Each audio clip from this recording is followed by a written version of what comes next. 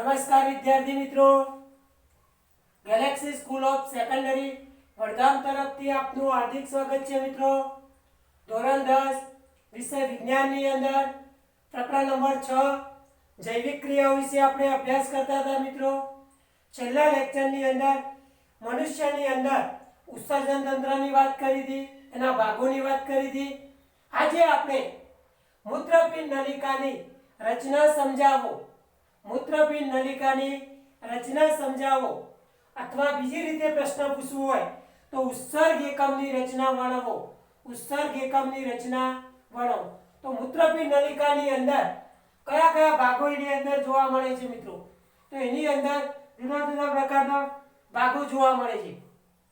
તો આપણે જોઈએ, એની અંદર નિકટવર્તી ગુંજરામય નલિકાનો ભાગ આપણે જોઈ શકીએ છીએ, દૂરસ્થ ગુંજરામય નલિકાનો ભાગ જોઈ શકીએ છીએ મિત્રો। બાઉમેનની કોથળી જોઈ શકીએ છીએ, એની અંદર રુધિર કેશિકા ગુચ્છ આવેલા છે। અંતરવાહિકા ધમનિકા આ એક ગ્રીવા છે મિત્રો, બાઉમેનની કોથળીથી ટૂંકો સોકડો ભાગ ગ્રીવા છે। આ બહારની એ બહિર્વાહી ધમનિકા છે। આ જે છે મિત્રો એ એલ્લેનો પાસ છે, યુ આકારનો જે રહ્યો એ એલ્લેનો પાસ છે મિત્રો। અને એની અંદરથી મૂત્રપિંડ શિરાની શાખાઓ નીકળે છે મિત્રો। મૂત્રપિંડ જે કહેવાય એની શિરાઓની શાખાઓ નીકળતી જોવા મળે છે। અને આ જે મૂત્રપિંડ નલિકા યુ આકારને ગોઠવાયેલું છે અને આ દૂરસ્થ જે ભાગ રહ્યો ગુંજરામય નલિકાનો ભાગ, એ દૂરસ્થ ગુંજરામય નલિકાનો ભાગ એ સંગ્રહ નલિકાની અંદર ખુલતું હોય છે અને સંગ્રહ નલિકા એ મૂત્રપિંડ નિવાપની અંદર ખુલે મિત્રો। અને મૂત્રપિંડ નિવાપ એ મૂત્રવાહિનીની અંદર ખુલતું તમને જોવા મળે અને મૂત્રદ્વાર મારફતે મૂત્રનો ત્યાગ કરતું આપણને જોવા મળે। તો આની અંદર જે અગત્યના ભાગો છે ઉત્સર્ગ એકમની અંદર એ ભાગોની આપણે ચર્ચા કરીએ મિત્રો। તો એની અંદર સૌપ્રથમ આપણે ભાગ જોઈએ તો એની અંદર મનુષ્યની અંદર પ્રત્યેક મૂત્રપિંડની અંદર 10 લાખ અતિ સૂક્ષ્મ ગુંજરામય આવી નલિકાઓ આવેલી તમને જોવા મળે છે મિત્રો। મનુષ્યની અંદર પ્રત્યેક મૂત્રપિંડની અંદર લગભગ 10 લાખ જેટલી અતિ સૂક્ષ્મ ગુંજરામય નલિકાઓ જોવા મળે છે મિત્રો। તો મનુષ્યની અંદર પ્રત્યેક મૂત્રપિંડની અંદર 10 લાખ જેટલી ગુંજરામય નલિકાઓ જોવા મળે છે।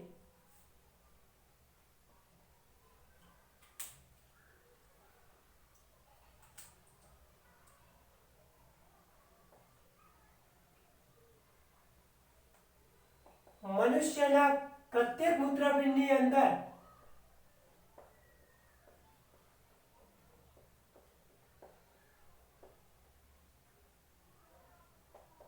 10 લાખ જેટલી અતિ સૂક્ષ્મ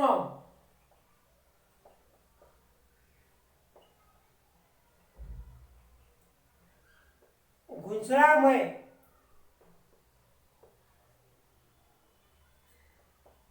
નલિકાઓ આવેલી છે।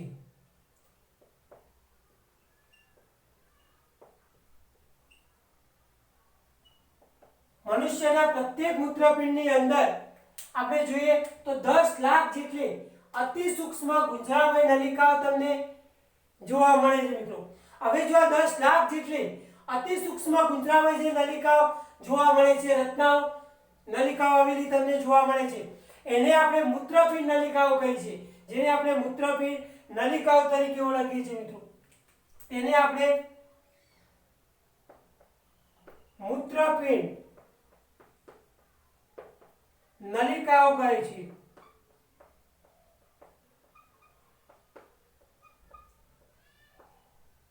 જેને આપણે મૂત્રપિંડ નલિકાઓ તરીકે આપણે ઓળખીએ છીએ અને દરેક મૂત્રપિંડ નલિકા એ ઉત્સર્ગ એકમ તરીકે ઓળખાય છે મિત્રો।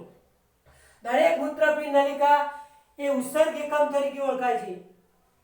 દરેક મૂત્રપિંડ નલિકા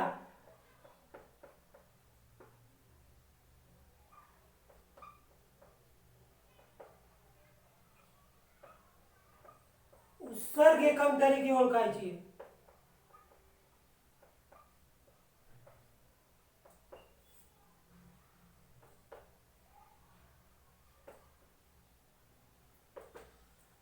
મનુષ્યના પ્રત્યેક મૂત્રપિંડની અંદર 10 લાખ જેટલી અતિ સૂક્ષ્મ ગુંજરામય નલિકાઓ આવેલી તમને જોવા મળે છે મિત્રો.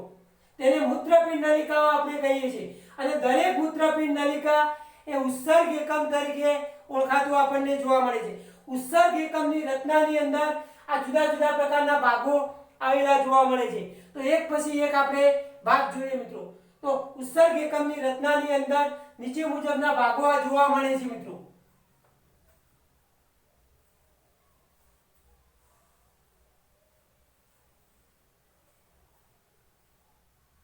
તો ઉત્સર્ગ એકમની રચનામાં નીચે મુજબના ભાગો જોવા મળે છે મિત્રો.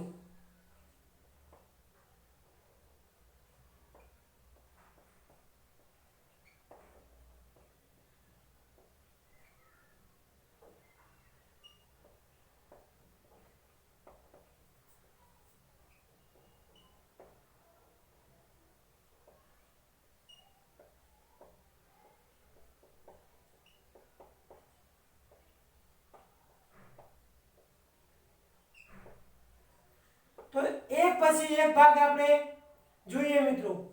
એક પછી એક ભાગ. તો પહેલા શરૂઆતની અંદર આપણે બાઉમેનની કોથળીની વાત કરીએ મિત્રો. બાઉમેનની કોથળી પહેલો શરૂઆતનો જે ભાગ છે એને આપણે બાઉમેનની કોથળી કહીએ. યાદ રાખજો.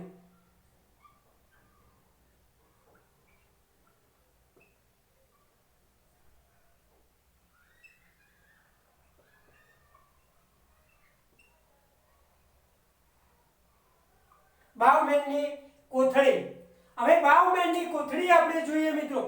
તો પ્રત્યેક ઉત્સર્ગ એકમ આપણે જોઈએ તો ઉત્સર્ગ એકમની શરૂઆત બેવડી પ્યાલાકાર રચના જોવા મળે છે. પ્રત્યેક ઉત્સર્ગ એકમની શરૂઆત બેવડી દિવાલયુક્ત અને પ્યાલાકાર રચના જોવા મળે છે. અને પ્રત્યેક ઉત્સર્ગ એકમની રચના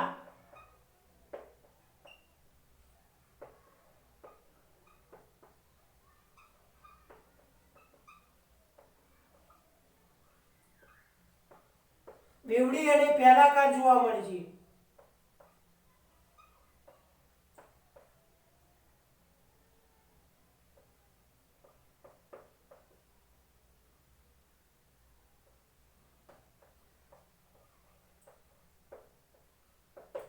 તો પ્રત્યેક ઉત્સર્ગ એકમની રચના આ જોઈએ આપણે તો એકદમ બેવડી અને પ્યાલાકાર રચના આપણને જોવા મળે. તેને આપણે બાઉમેનની કોથળી કહીએ છીએ મિત્રો. તેને આપણે બાઉમેનની કોથળી કહે છે.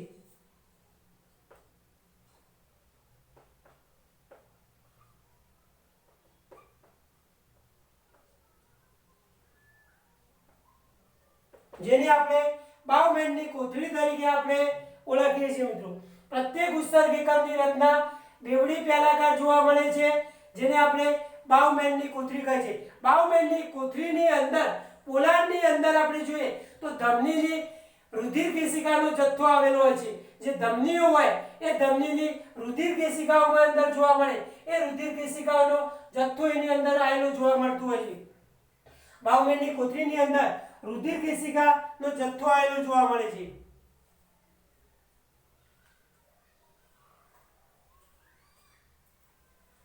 આપણે લખી શકીએ બાઉમેનની કોથળીની અંદર રુધિર કેશિકા ગુચ્છ, જેને આપણે રુધિર કેશિકા ગુચ્છ કહીશું. તો બાઉમેનની કોથળીના પોલાણમાં ધમનીની રુધિર કેશિકાનો જથ્થો જોવા મળે છે. બાઉમેનની કોથળીની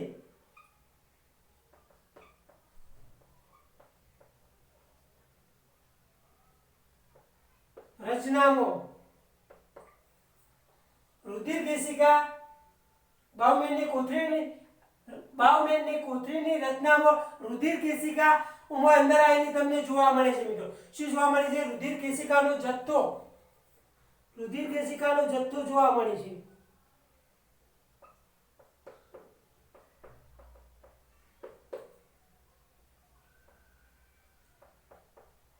જથ્થો જોવા મળે છે જેને આપણે રુધિર કેશિકા ગુચ્છ કહે છે.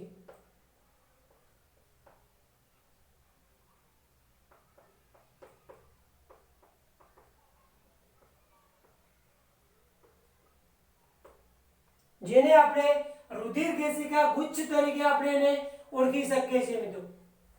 તો બાહુમેનની કોથળીની રચના આપણે જોઈએ બેવડી દીવાલ પેલાકાર રચના તમને જોવા મળે છે અને બાહુમેનની કોથળીની રચનાની અંદર રુધિર કેશિકાનો જથ્થો આવેલો જોવા મળે છે અને જે રુધિર કેશિકાનો જથ્થો જોવા મળે જેને આપણે રુધિર કેશિકા ગુચ્છ તરીકે આપણે ઓળખીએ છીએ મિત્રો। હવે બીજો ભાગ જોઈએ જે ગ્રીવાનો ભાગ જોઈએ આપણે ગ્રીવા।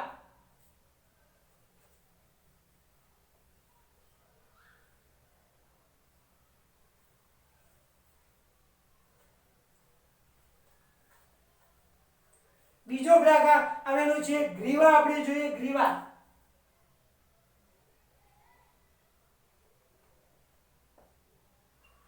ગ્રીવા તો ગ્રીવાની વાત કરીએ આપણે મિત્રો ગ્રીવા તો ગ્રીવા એ બાહુમેનની કોથળી પછીનો ધ્યાન રાખજો આ બાહુમેનની કોથળી પછીનો એક ટૂંકા સોકલો નલિકામય ભાગને ગ્રીવા કહીએ છીએ મિત્રો। બાહુમેનના કોથળી પછીનો ટૂંકો સોકલો નલિકામય જે ભાગ રહ્યો એને આપણે ગ્રીવા કહીએ છીએ। તો બાહુમેનની કોથળી પછીનો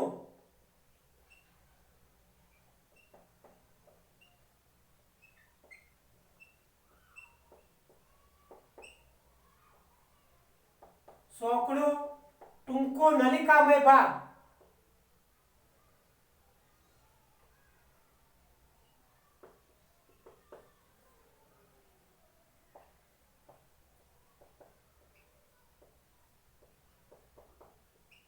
જેને આપણે ગ્રીવા કહીએ છીએ ત્યારે જેને આપણે ગ્રીવા તરીકે ઓળખવામાં આવે છે।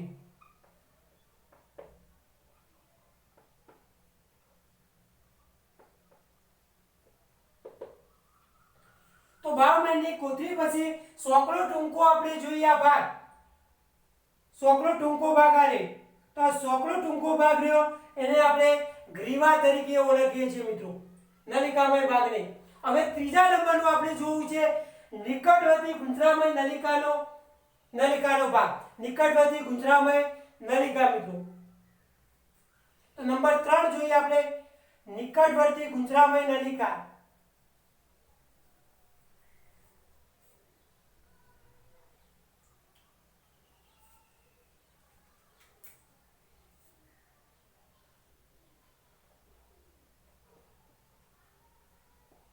નિકટવર્તી ગુંજરામય નલિકા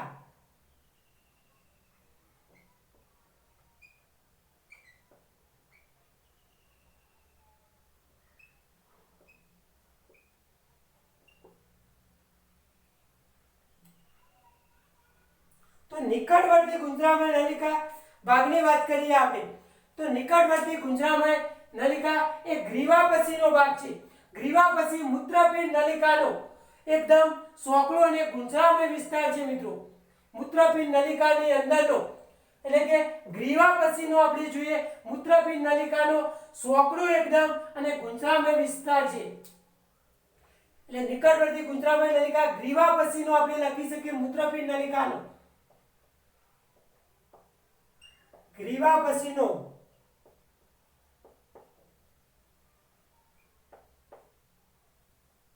મૂત્રપિંડ નલિકાનો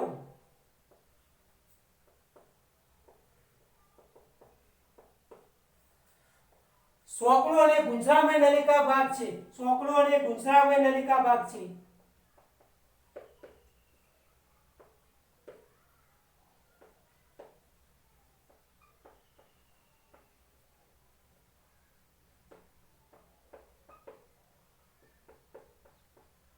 તો ગ્રીવા પછીનો મૂત્રપિંડ નલિકાનો એ સોકલો અને ગુંજરામય નલિકા ભાગ તરીકે આપણે ઓળખીએ છીએ। હવે આપણે એલ્લેનો પાસ વિશે આપણે જોવું છે જે યુ આકારનો તમને જોવા મળે છે। મૂત્રપિંડ નલિકાનો યુ આકારે ગોઠવાયેલો હોય છે મૂત્રપિંડ નલિકાનો એલ્લેનો પાસ।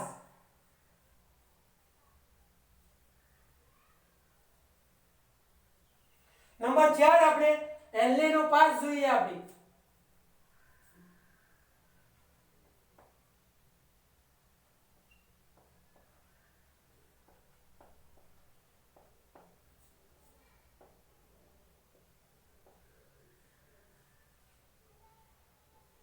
તો મૂત્રપિંડ નલિકાનો યુ આકારે ગોઠવાયેલો આ યુ આકારે ગોઠવાયેલો ભાગ છે મિત્રો મૂત્રપિંડ નલિકાનો યુ આકારે ગોઠવાયેલો ભાગ છે મિત્રો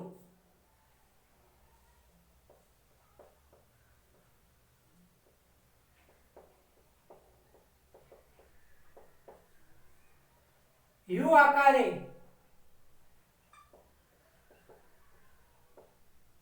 ગોઠવાયેલો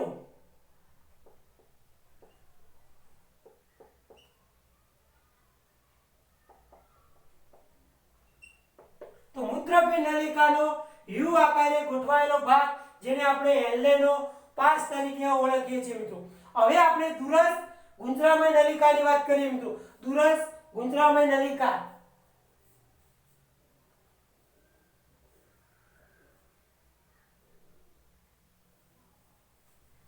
દૂરસ્થ ગુંજરામય નલિકા જે 5મા નંબરનો ભાગ આપણે દૂરસ્થ ગુંજરામય નલિકા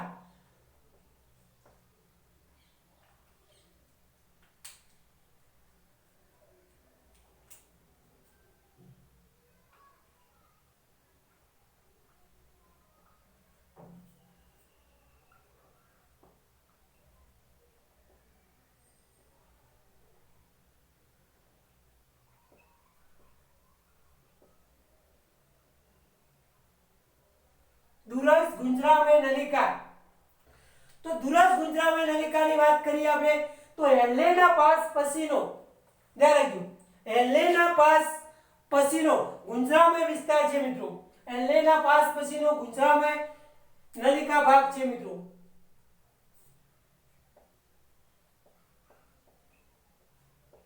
હેલેના પાસ પછીનો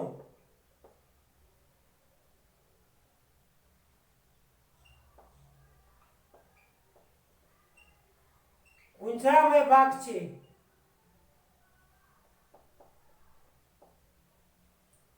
તો હેલેનો પાસ જે કહેવાય યુ આકાર એના પછીનો ભાગ જે ગુંજરામય કહેવાય એ ગુંજરામય ભાગને આપણે દૂરસ્થ ગુંજરામય નલિકાનો ભાગ તરીકે ઓળખીએ છીએ મિત્રો તે અંતે સંગ્રહ નલિકાની અંદર મિત્રો ખુલતો જોવા મળે છે તે અંતે સંગ્રહ નલિકામાં ખુલે છે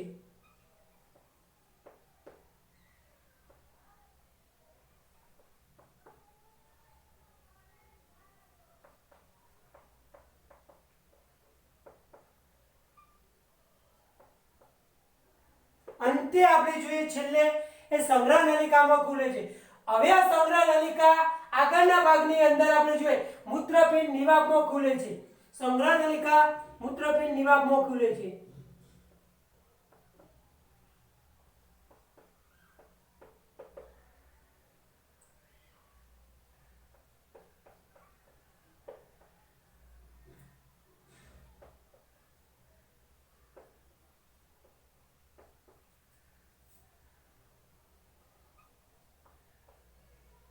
મૂત્રપિંડ નિવાપની અંદર એ ખુલતું જોવા મળે છે મિત્રો હવે આ મૂત્રપિંડ નિવાપની અંદર ખુલે એ મૂત્રપિંડ નિવાપ મૂત્રવાહિનીમાં ખુલે છે મૂત્રપિંડ નિવાપ મૂત્રપિંડ વાહિનીમાં ખુલે છે ત્યારે મૂત્રપિંડ નિવાપ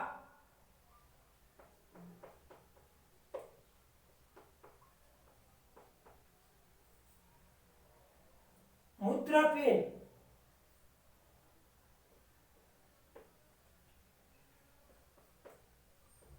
વાહિનીમાં ખુલે છે ત્યારે મૂત્રપિંડ જે નિવાપ રહ્યો એ મૂત્રપિંડ નિવાપ એ મૂત્રવાહિનીમાં ખુલે છે ત્યારે મૂત્રવાહિનીમાં જે મૂત્રવાહિનીમાં ખુલે છે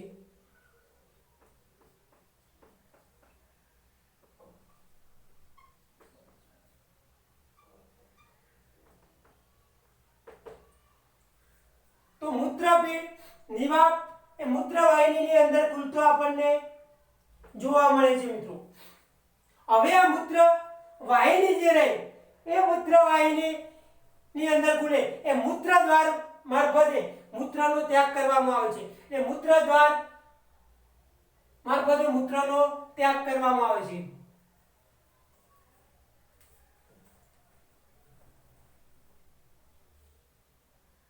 તો આપણે લખી શકીએ મૂત્રદ્વાર મારફતે મૂત્રનો ત્યાગ કરવામાં આવે છે મૂત્રદ્વાર વડે મૂત્રનો ત્યાગ થાય છે।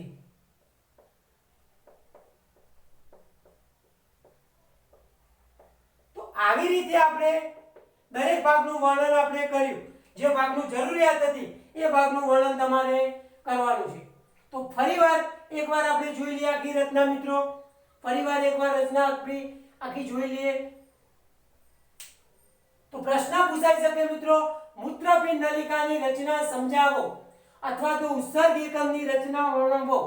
મૂત્રપિંડ નલિકાની રચના સમજાવો અથવા તો ઉત્સર્ગ એકમની રચના વર્ણવો। તો આપણે કહી શકીએ મિત્રો, એનું વર્ણનની અંદર લખી શકીએ, આકૃતિ તમારે દોરવાની હોય ફરજિયાત।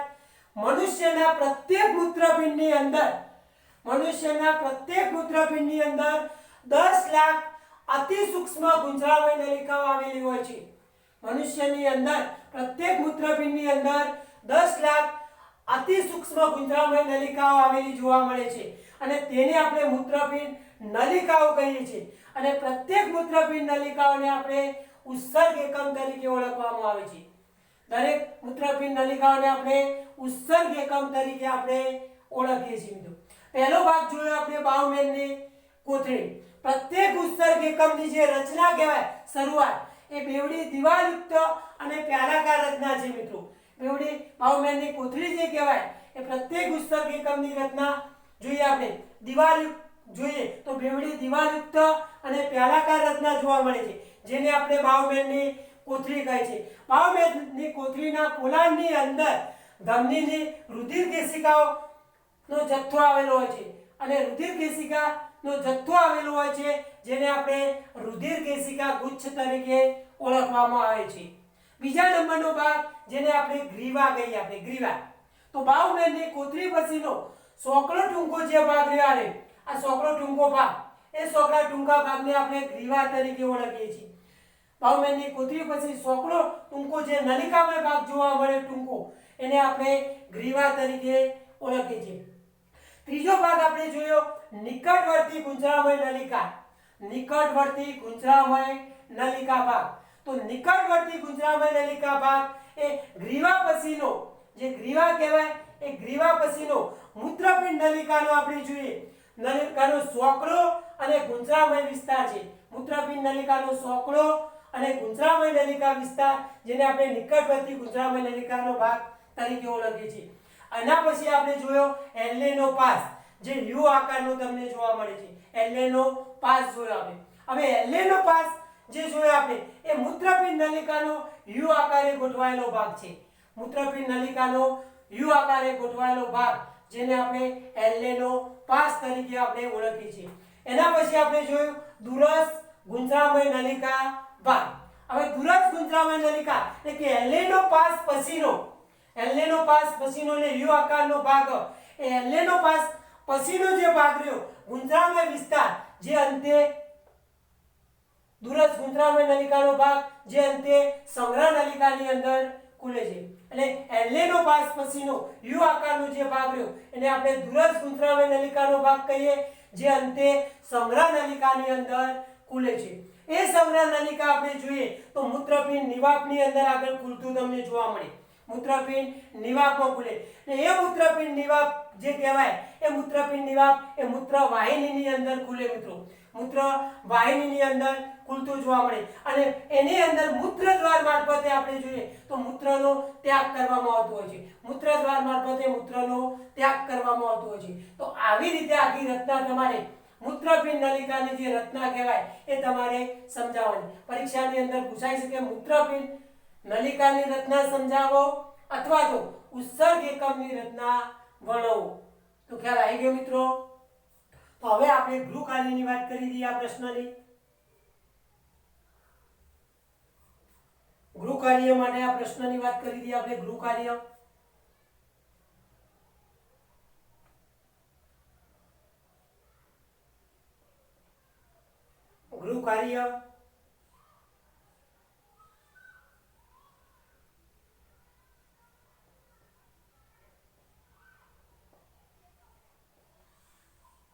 મૂત્રપિંડ નલિકાની રચના આકૃતિ દોરીને સમજાવો। પ્રશ્ન નંબર 1।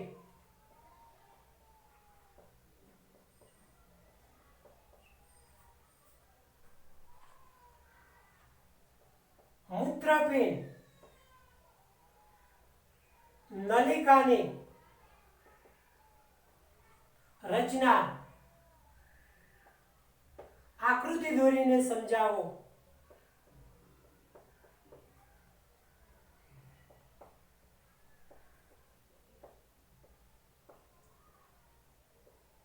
તો આ પ્રશ્ન મિત્રો જે મૂત્રપિંડની નલિકાની રચના આકૃતિ દોરીને સમજાવો એ રીતે પૂછાય તો પણ આ રીતે લખવાનો, અને પ્રશ્ન એ રીતે પૂછાય ઉત્સર્ગ એકમની રચના વર્ણવો તો પણ તમારે આ પ્રશ્ન લખવાનો મિત્રો. ધ્યાન રાખજો, એટલે બહુ અગત્યનો પ્રશ્ન છે.